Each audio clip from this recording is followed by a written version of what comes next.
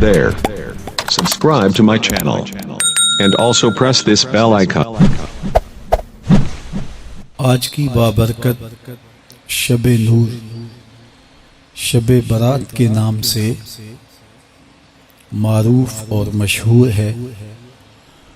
اس بابرکت شب کے دامن میں اتنی برکتیں اور اتنی رحمتیں ہیں کہ اللہ جل شانہ گناہ گاروں کو جہنم کی آگ سے آزاد فرما دیتا ہے۔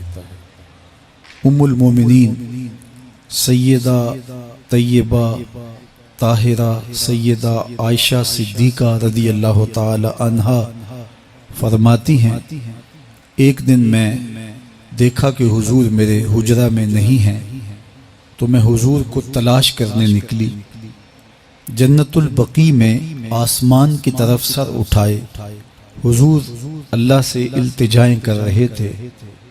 مجھے دیکھا تو ارشاد فرمایا، عائشہ کیا تم نے یہ سمجھا کہ اللہ کا رسول تم سے زیادتی کرے گا؟ فرماتی ہیں میں نے عرض کی یا رسول اللہ صلی اللہ علیہ وسلم، میں یہ سمجھا شاید آپ کسی زوجہ محترمہ کے حجرہ میں تشریف لے گئے ہیں۔ فرمایا آج لیلۃ النصف من شعبان، شعبان کی 15ویں رات ہے، درمیانی شب ہے۔ اس رات کو اللہ تعالی جل شانہ آسمان دنیا پہ نزول اجلال فرماتا ہے اور قبیلہ بنو کلب کی بکریوں کے بالوں سے زیادہ لوگوں کو جہنم کی آگ سے آزاد کر دیتا ہے۔ قبیلہ بنو کلب عرب کا بہت بڑا قبیلہ تھا جو بھیڑ بکریاں پالتے تھے اور لاکھوں کی تعداد میں ان کی بکریوں اور بھیڑوں کے ریوڑ تھے۔ تو اس قبیلے کی بکریوں کے بالوں سے بھی زیادہ گناہ گاروں کو جہنم کی آگ سے آزاد کر دیا جاتا ہے۔ تو یہ وہ بابرکت شب رحمت ہے، شب نور ہے، جس کے دامن میں اتنی برکتیں ہیں کہ کوئی محروم نہیں رہتا۔ صرف وہ بد نصیب لوگ جو شرک میں مبتلا ہیں، جو سخت کینہ پرور ہیں، جو قطع رحمی کرتے ہیں، قاتل ہیں، عادی شرابی یا بدکار ہیں، انہیں اس مبارک رات میں محروم رکھا جاتا ہے، ورنہ اللہ کی رحمتوں کا عموم اس بابرکت راتوں میں اس قدر ہوتا ہے کہ کوئی گناہ گار جو اس کے حضور ہاتھ دعا کے لیے اٹھاتا ہے اور اپنا دامن پھیلا کے اس کی رحمتیں مانگتا ہے، اسے محروم نہیں رکھا جاتا، بلکہ اللہ سب گناہ گاروں کو جہنم کی آگ سے آزاد کر دیتا ہے۔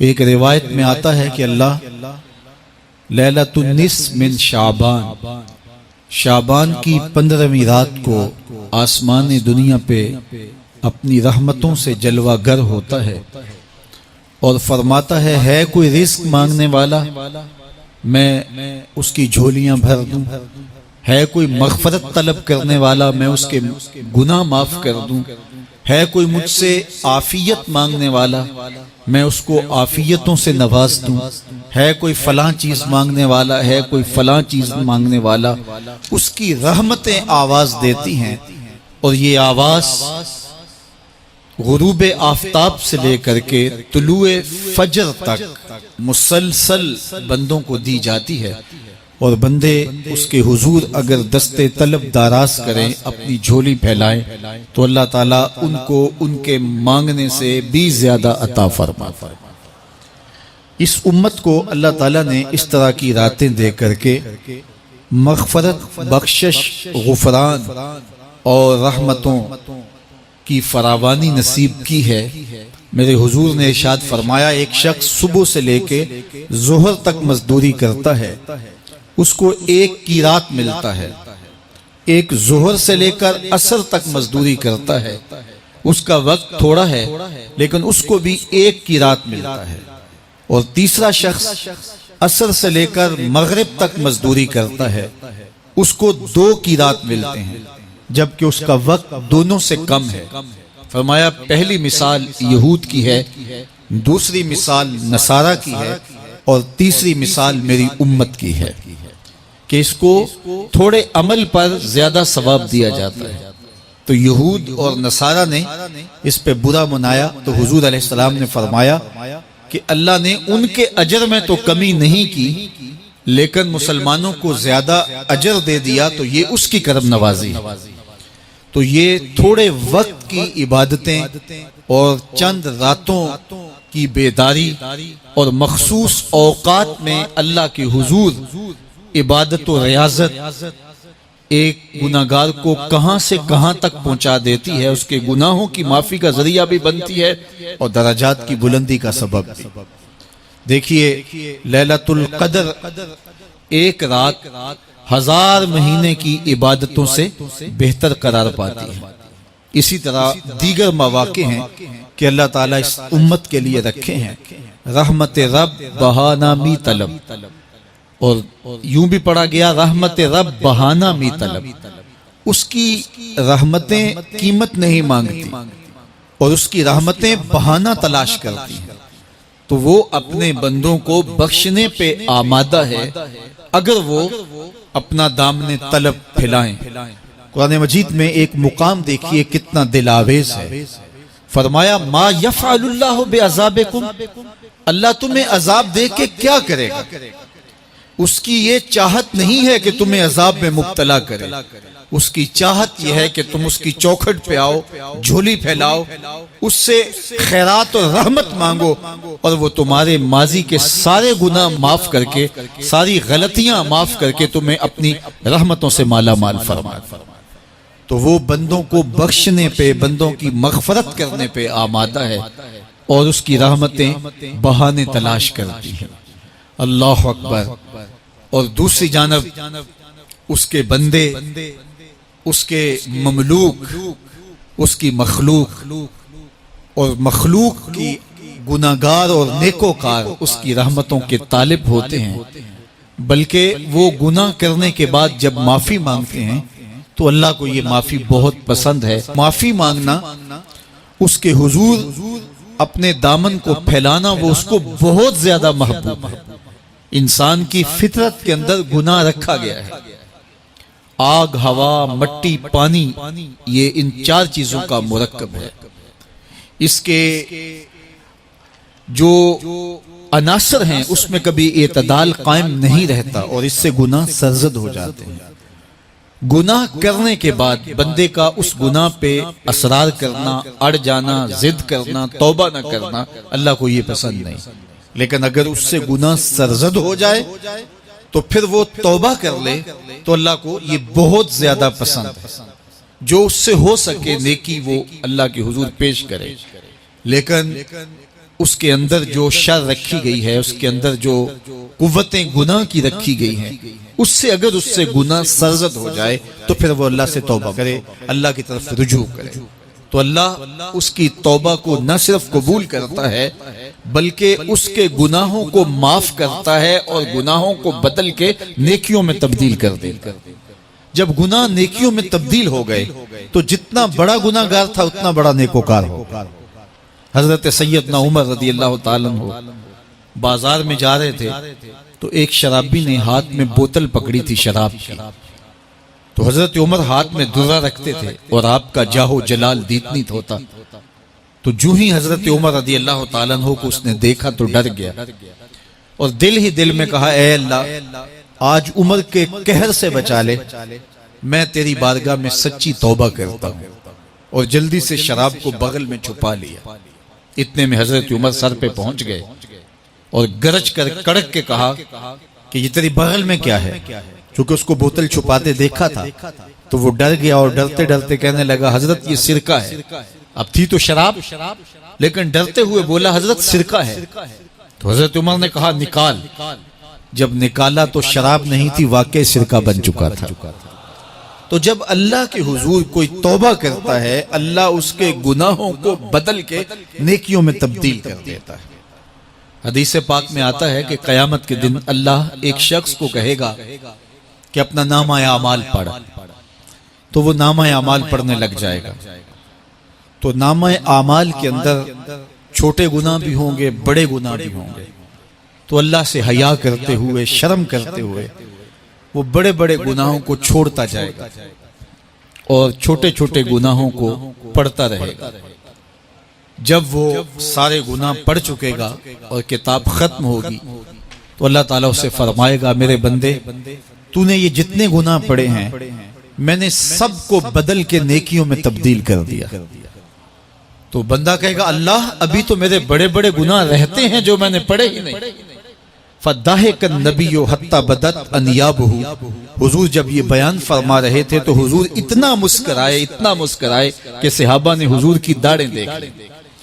تو پہلے وہ بڑے بڑے گناہ چھوڑے جا رہا تھا، لیکن جب اللہ فرمائے گا کہ میں تیرے گناہوں کو بدل کے نیکیوں میں تبدیل کر دیا تو وہ کہے گا ابھی تو بڑے بڑے گناہ رہتے جو میں نے ابھی پڑھے ہی نہیں. تو جب کوئی بندہ اس کے حضور توبہ کرتا ہے اللہ یہ نہیں دیکھتا اس نے گناہ کتنے کیے ہیں، یہ دیکھتا ہے بندہ آیا میری چوکھٹ پہ ہے تو اللہ اس کے پچھلے سارے گناہ معاف فرما. اللہ اکبر. میرے اور آپ کے آقا و مولا نے اللہ کے حضور توبہ کرنے اور اس پر اللہ کی خوشی اور اللہ کی خوشنودی کا ذکر کرتے ہوئے ایک مثال بیان فرمائی کہ ایک شخص صحرا میں سفر کر رہا تھا تو وہ ایک درخت کے نیچے دوپہر کاٹنے کے لیے سستانے کے لیے رک گیا اور درخت کے ساتھ اپنے اونٹ کو باندھ دیا اور خود لیٹ گیا تاکہ دوپہر کاٹ لوں. تھوڑی دیر کے بعد جب اس کی آنکھ کھلی تو اس نے کیا دیکھا کہ اونٹ ماں ساز و سامان کے ساتھ غائب ہے. اب صحرا میں اونٹ کا گم ہو جانا گویا زندگی چلے جانے کے مترادف ہے. تو اس نے دائیں بائیں بھاگ دوڑ کے دیکھا کہ کہیں اونٹ کا نشان مل جائے، لیکن اونٹ کا نشان نہیں ملا. تا حد نظر کوئی انسانی آبادی نہیں. وہ بھاگا اور تھک ہار کے دوبارہ اسی درخت کے نیچے بیٹھ گیا اور پیاس سے ہلکان ہوا جا رہا تھا اور درخت کے ساتھ ٹیک لگا کے لیٹ گیا اور موت کا انتظار کرنے لگا. جن لوگوں نے صحرا کا سفر کیا ہے ان کو اس بات کا اندازہ ہوگا کہ کئی 100 میل تک انسانی آبادی ہی نہیں. اب نہ کچھ کھانے کے لیے بچا نہ کچھ پینے کے لیے بچا. اونٹ بھی غائب ہو گیا، توشا بھی ساتھ ہی چلا گیا. تو اب ظاہر ہے سیدھی موت ہی نظر آ رہی ہے. تو وہ اس درخت کے ساتھ ٹیک لگا کے بیٹھ جاتا ہے اور موت کا منتظر ہوتا ہے. تھوڑی دیر کے بعد پھر اس کی دوبارہ آنکھ لگ جاتی ہے. جب دوبارہ آنکھ لگتی ہے تو تھوڑی دیر بعد پھر آنکھ کھلتی ہے. جب دوبارہ آنکھ کھلتی ہے تو دیکھتا ہے کہ اونٹ جو گما تھا ماں ساز و سامان کے اس کے پاس کھڑا ہے. تو صحرا میں اس حالت میں اونٹ کا مل جانا زندگی مل جانے کے مترادف ہے.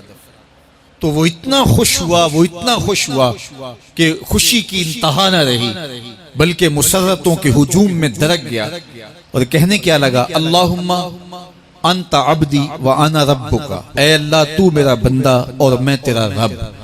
کہنا تو یہ تھا کہ تو میرا رب اور میں تیرا بندہ، لیکن مسرتوں کا ہجوم ہی اتنا تھا، خوشیوں کا ہجوم ہی اتنا تھا کہ زبان پہ قابو نہ رہا. کسی کے آنے سے ایسے ہوش اڑے ساکی کے، شراب سیخ پہ ڈالی اور بوتل میں کباب. کہنا یہ تھا اللہم انت ربی وانا عبدک، لیکن اس قدر خوش ہوا جب بھی تیری قربت کے امکان نظر آئے ہم اتنے خوش ہوئے کہ پریشان نظر آئے. تو کہنا یہ تھا کہ اے اللہ تو میرا رب اور میں تیرا بندہ، لیکن خوشیوں کے ہجوم میں وہ کہتا ہے اللہم انت عبدی وانا ربک. اے اللہ تو میرا بندہ اور میں تیرا رب. حضور یہ بات بیان کرنے کے بعد صحابہ سے پوچھتے ہیں کہ ذرا بتاؤ اس بندے کو کتنی خوشی ہوئی کہ خوشی میں زبان بھی قابو نہ رہی اور اپنے آپ پہ کنٹرول نہ رہا اور خوشیوں کے ہجوم میں اسے یہ بھی پتہ نہیں چل رہا کہ وہ کیا بول رہا ہے. تو صحابہ نے عرض کی حضور بہت زیادہ اسے خوشی ہوئی. تو میرے حضور نے یہ بات کرنے کے بعد ارشاد فرمایا جس طرح اس کو گما ہوا اونٹ ملا اور اس کی خوشی کی انتہا نہ رہی، تو فرمایا جب کوئی شخص توبہ کرتا ہے اور اللہ کی حضور پلٹ کے آتا ہے، گناہوں سے معافی مانگ کے اس کی دہلیز پہ آتا ہے، میرے حضور نے فرمایا اللہ اس سے بھی زیادہ خوش ہوتا ہے کہ میرا بندہ میری چوکھٹ پہ آ گیا. تو وہ یہ چاہتا نہیں کہ میں اپنے بندوں کو عذاب دوں، وہ خود آگ میں چھلانگے لگائے تو اس کی مرضی، اگر گناہ سرزد بھی ہو گیا ہے تو کوئی بات نہیں، معافی مانگ لی جائے۔ آپ نے نام سنا ہوگا محمود غزنوی اور ایاز کا، ان کا باہم محبت کا رشتہ بہت گہرا تھا۔ ایاز ٹوٹ کے چاہتا تھا بادشاہ کو، اب دیگر مصاحبین حسد کرتے تھے، بغض رکھتے تھے، وہ کہتے تھے یہ کوئی کیا اس میں کرشمہ اور کمال ہے کہ بادشاہ اس کو اتنا ہی چاہتا ہے۔ تو بادشاہ جب ان وزراء کا، مشیروں کا حسد حد سے بڑا ہوا دیکھا تو ایک دن سب کو اپنے دربار میں حاضر کیا۔ دربار میں ایک تالاب تھا تو اس میں مٹھی بھر کے موتیوں کی پھینک دی، اور ایک ایک وزیر کو کہا کہ یہ موتی نکال کے لاؤ، اور یہ خیال کرنا کہ تمہارا لباس بھی، تمہارا بدن بھی نہیں بھیگنا چاہیے۔ تو سب نے کہا کہ یہ عجیب بات ہے کہ حوض کی تہ سے موتی نکال کے لائیں اور لباس بھی نہ بھیگے اور بدن بھی نہ بھیگے، یہ تو لازمی ہوگا۔ پھر دوسرے وزیر کو کہتا کہ یہ موتی نکال کے لاؤ، تمہارا لباس بھی نہیں بھیگنا چاہیے، تمہارا بدن بھی نہیں بھیگنا چاہیے۔ تو وہ آگے سے حجت کرتا یہ کیسے ہو سکتا ہے کہ بدن بھی اور لباس بھی نہ بھیگے اور موتی بھی نکال لاؤں؟ تیسرے کو، چوتھے کو، پانچویں کو، ہر ایک آگے سے حجت کرے یہ کیسے ہو سکتا ہے؟ پھر ایاز آ گیا تو بادشاہ نے ایاز کو کہا کہ یہ موتی نکال کے لانے ہیں اور تمہارا لباس بھی اور تمہارا بدن بھی نہیں بھیگنا چاہیے۔ ایاز نے فوراً چھلانگ لگائی اور موتی نکالے۔ جب باہر نکلا تو بدن اور لباس پانی سے نچڑ رہا تھا، تو ایسے موتی بادشاہ کو پیش کیے اور بدن کپ کپا رہا تھا۔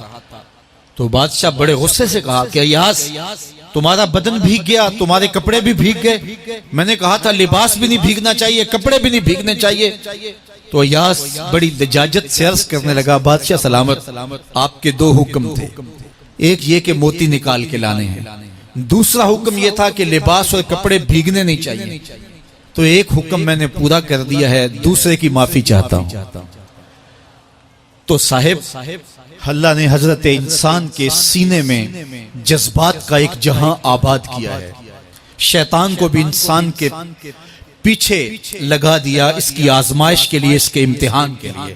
نفس بھی اس کے اندر موجود ہے، اور دوسری جانب اس کو گناہوں سے منع بھی کیا اور نیکی کی تلقین بھی کی۔ اب کتنی مشکل زندگی ہے حضرت انسان کی، آئی جان شکنجے اندر جویں ویلنے دے وچ گنا، کتنی مشکل زندگی ہے۔ خواہشیں ہیں کہ آوارہ ہیں، آرزویں ہیں کہ بے قابو ہیں، اور دوسری جانب اللہ کا حکم ہے۔ اب کیا کرے؟ تو گناہ کرنے کے بعد پھر اللہ کے حضور توبہ کر لے، جو ممکن ہو وہ نیکی کرے، اور گناہ سے مقدور بچنے کی کوشش کرے، لیکن بشری تقاضوں کے تحت اگر اس سے گناہ کبھی سرزد ہو جائے تو اس پر اکڑے نہ اور اس پہ مصر نہ رہے، اس پہ اصرار نہ کرے، بلکہ فوراً اللہ کے حضور توبہ کرے۔ گناہ کرنے کے بعد بندہ جب توبہ کرتا ہے، التائب من الذنب کمن لا ذنب لہ، تو وہ ایسے ہوتا ہے جس طرح اس نے گناہ کیا ہوا ہی نہیں۔ بندہ 100 بار گناہ کر کے توبہ کرے، اللہ 100 بار معاف فرماتا ہے۔ وہ کریم ہے، 70 ماؤں سے زیادہ پیار کرتا ہے۔ تو بندے اس کی دہلیز پہ جب توبہ کرتے ہیں، رجوع کرتے ہیں اور اس سے معافی مانگتے ہیں، تو وہ یہ نہیں دیکھتا کہ یہ گناہگار کتنا بڑا ہے، وہ یہ دیکھتا ہے کہ یہ میری دہلیز پہ آیا ہے، اور اس کے ما قبل کے سارے گناہ معاف بھی کرتا ہے، بلکہ گناہوں کو بدل کے نیکیوں میں بھی تبدیل کر دیتا ہے۔ آئیے اب قرآن مجید میں ان لوگوں کی کہانی بھی پڑھیے جو اپنی زندگی کو اپنے مالک کے نام لگا چکے ہیں، اور ان سے اگر کوئی معاملہ سرزد ہو جاتا ہے تو وہ کس قدر اللہ سے ڈرتے ہیں۔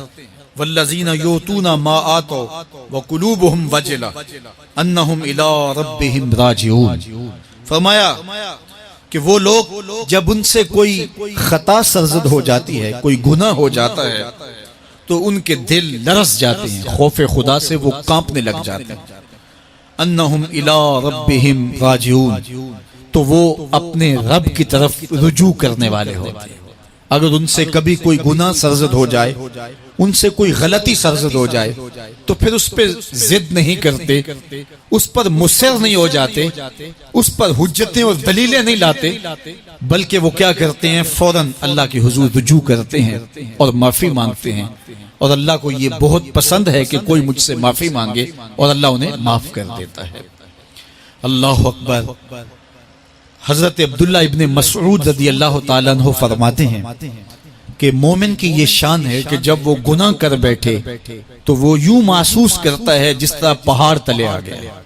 یہ اس کی کیفیت ہے کہ گناہ کرنے کے بعد، نافرمانی کرنے کے بعد اس کا دل لرز اٹھتا ہے. وَقُلُوبُهُمْ وَجِلَةٌ، ان کے دل خوف خدا سے لرزنے لگ جاتے ہیں کہ ہم سے یہ گناہ کیوں سرزد ہو گیا، یہ تو اللہ کی ناراضگی کا سبب ہے. تو حضرت عبداللہ ابن مسعود فرماتے ہیں یوں محسوس کرتے ہیں جس طرح پہاڑ تلے آ گیا ہے اور پہاڑ ابھی گر جائے گا اور انہیں کچل دے گا. تو وہ جلدی جلدی تلافی کرتے ہیں، توبہ کرتے ہیں، رجوع اللہ کرتے ہیں تاکہ ہمارا گناہ معاف ہو جائے. اور منافق کی مثال بھی بیان کی گئی. جب وہ گناہ کرتا ہے تو یوں محسوس کرتا ہے جیسے بدن پہ مکھی بیٹھی تھی، ہلکے اشارے سے اڑا دی. سویر سے لے کر شام تک کتنی بار ہم اپنے بدن پہ بیٹھی مکھیاں اڑا دیتے ہیں اور ہمیں شام کو یاد بھی نہیں ہوتا کہ یہ عمل ہم نے کتنی بار کیا ہے. میں اور آپ اپنے اندر اتر کر کے دیکھ سکتے ہیں ہماری کیفیت باطن کیا ہے. نمازیں چھوڑی، جھوٹ بولا، غیبت کی، چغلی کی، کسی کا دل دکھایا، کسی کو تکلیف دی، گالی گلوچ کیا، سب و شتم کیا، سویر سے شام تک کیا کیا گناہ کیے.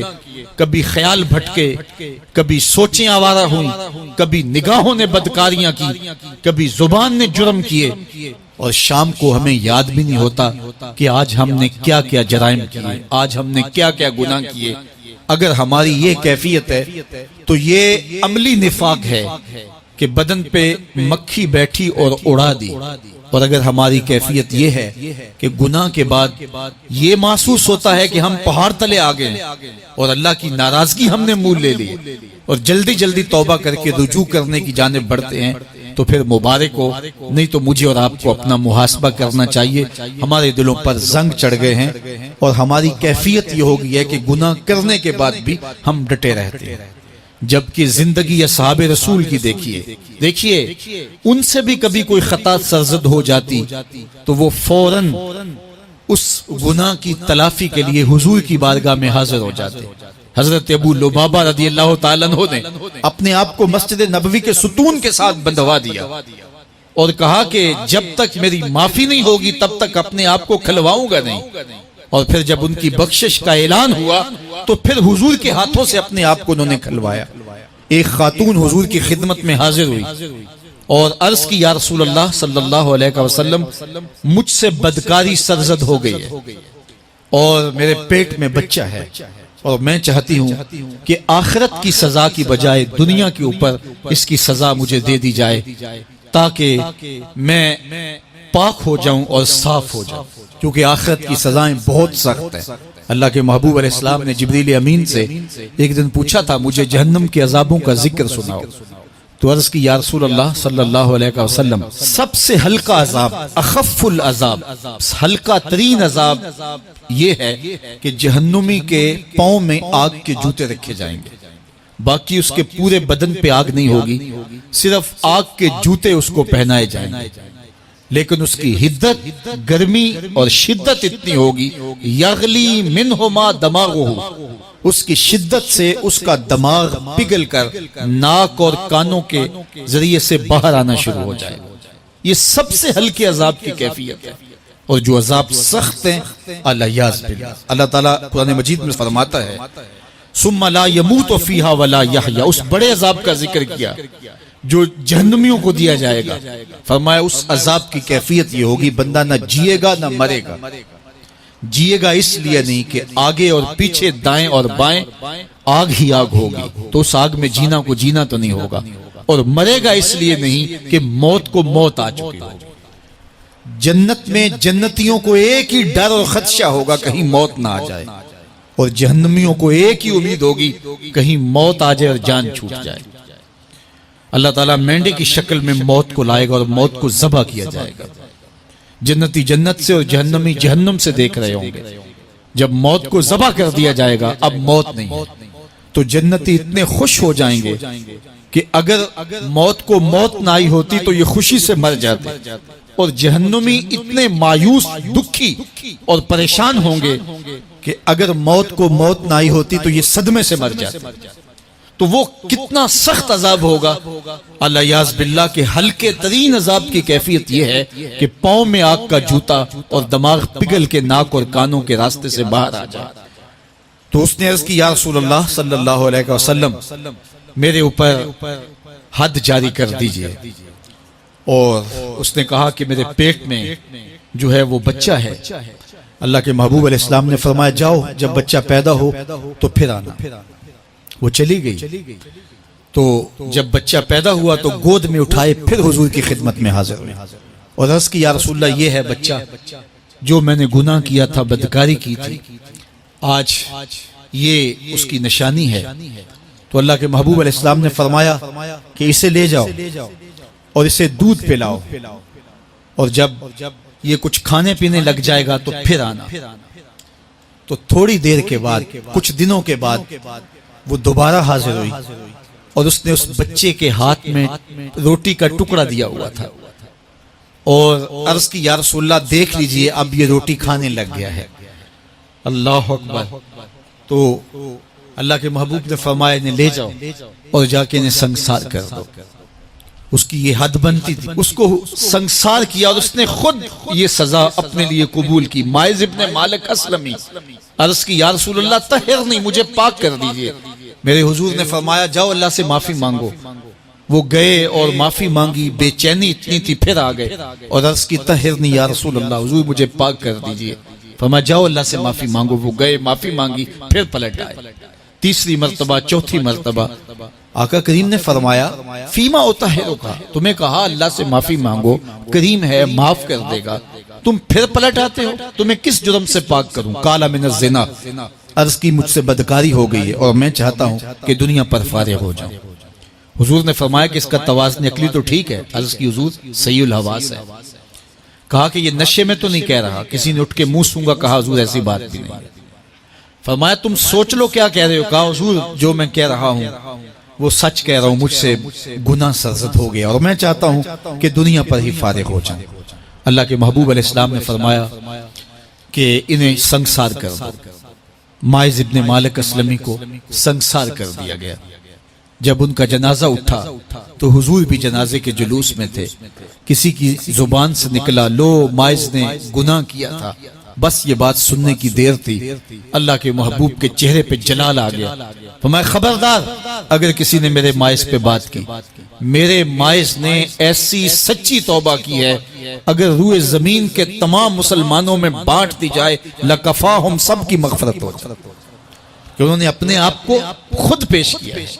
اب مائز ابن مالک کا جنازہ اللہ کے رسول نے خود پڑھایا, بلکہ مسلم کتاب الحدود میں ہے کہ ان کے جنازے کے دوسرے دن یا تیسرے دن حضور ان کے ہاں تشریف لے گئے. اور جب آقا گئے وہم جلوسن, تو لوگ وہاں بیٹھے ہوئے تھے. تو میرے آقا نے فرمایا استغفروا لمائز, مائز کے لیے بخشش اور مغفرت کی دعا کر. تو یہ بات ذہن نشین کیجئے کہ یہ وہ لوگ تھے کہ جن سے کبھی کوئی گناہ سرزد ہو جاتا تو وہ جلد توبہ کرتے, اور اس کی بڑی سے بڑی حد اور سزا بھی ہوتی تو وہ بھی کاٹنے کے لیے تیار ہو جاتے. میں اور آپ دیکھیں کہ ہماری زندگی میں اگر گناہ ہیں اور ہمیں سچی توبہ کی توفیق بھی نصیب نہیں ہے تو پھر ہم سوچ لیں کہ ہم کہاں کھڑے ہیں. دیکھیے اللہ دلوں کے بھید جانتا ہے. سچی توبہ یہ ہے کہ جو کیے پر ندامت ہو اور آئندہ نہ کرنے کا عزم مصمم ہو, پکا ارادہ ہو کہ یہ گناہ زندگی میں دوبارہ نہیں کروں گا. الگ بات ہے کہ پھر دوبارہ اس سے سرزد ہو جائے, لیکن جب وہ توبہ کر رہا ہو تو اس وقت اس کا پختہ عزم ہو اور اس کے دل کے کسی گوشے میں نہ ہو کہ چلو میں توبہ کر لیتا ہوں اور پھر ہو گیا تو پھر کر لوں گا. پکا عزم ہو کہ دوبارہ یہ گناہ نہیں کروں گا. اور اگر زبان سے توبہ توبہ کر رہا ہو اور دل میں ہو کہ ٹھیک ہے یہ تو صبح بھی مجھ سے عمل بد سرزد ہونا ہے, تو اللہ تعالیٰ سے یہ مذاق کرنے والی بات ہے. اور اللہ تعالیٰ سے جو مذاق کرتا ہے وہ کہاں کھڑا ہے وہ خود سوچ لے. وہ کیا کسی نے کہا تھا کہ توبہ کی پھر توبہ کر کے توڑ دی، میری اس توبہ پہ توبہ کر اٹھی۔ تو ایسی توبہ نہیں ہے کہ جو رسماً کسی مجلس میں چلے گئے، کسی اجتماع میں چلے گئے تو سب لوگوں نے توبہ کی تو وہ بھی توبہ کرتا رہا، لیکن اس کا عزم مصمم پختہ ارادہ نہیں تھا گناہوں کو چھوڑنے کا، تو یہ توبہ نہیں، یہ مذاق ہے۔ اس لیے اللہ کے حضور سچی توبہ یہ ہے کہ ما قبل کے گناہوں سے ندامت پیدا ہو جائے اور سچے دل سے ارادہ کیا جائے، پختہ عزم کیا جائے کہ دوبارہ میں یہ گناہ نہیں کروں گا۔ یہ الگ بات ہے کچھ عرصے بعد اس سے پھر سرزد ہو جائے، پھر وہ گناہ ہو جائے تو پھر وہ پکی توبہ کرے، تو 100 بار بھی گناہ کرے گا، 100 بار بھی توبہ کرے گا، اللہ 100 بار قبول کرے گا۔ لیکن اندت توبہ اس کا عزم مصمم ہونا چاہیے، اس کا عزم پختہ ہونا چاہیے۔ محض لفظوں سے توبہ پکارنا اور دل توبہ نہ کر رہا ہو اور دل عزم مصمم نہ رکھتا ہو تو یہ توبہ نہیں ہے۔ اس لیے سچی توبہ اللہ کے حضور اپنے گناہوں کی پیش کرنی، یہ اہل ایمان کا طریقہ ہے۔